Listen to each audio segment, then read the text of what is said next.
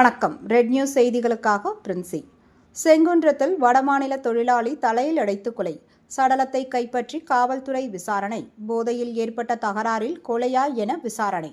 சென்னை செங்குன்றத்தில் வடமாநில தொழிலாளி அடித்து கொலை செய்யப்பட்ட சம்பவம் பரபரப்பை ஏற்படுத்தியுள்ளது.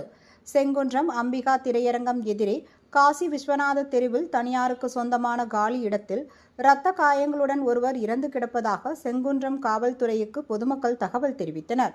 இதனையடுத்து சம்பவ இடத்திற்கு வந்த காவல்துறையினர் நடத்திய விசாரணையில் வடமாநில தொழிலாளி அடித்து கொலை செய்யப்பட்டது தெரியவந்தது.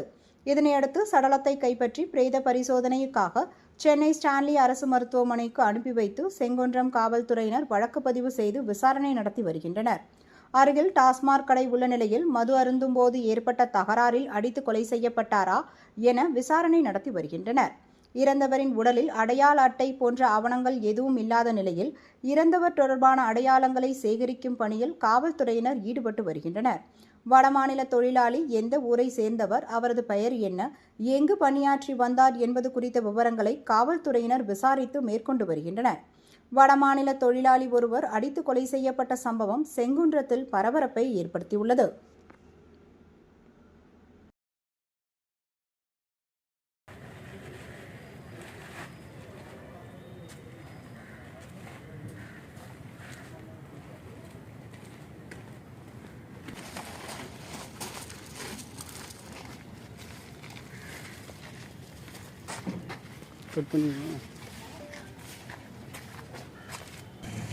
பார்த்து பார்த்து வாங்க, இதில் கால வைக்காதீங்க. ஓப்பன் ஆகிடுச்சு.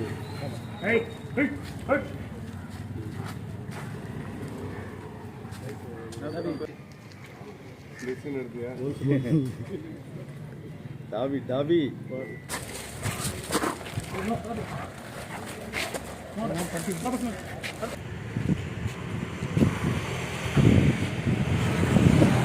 ஆ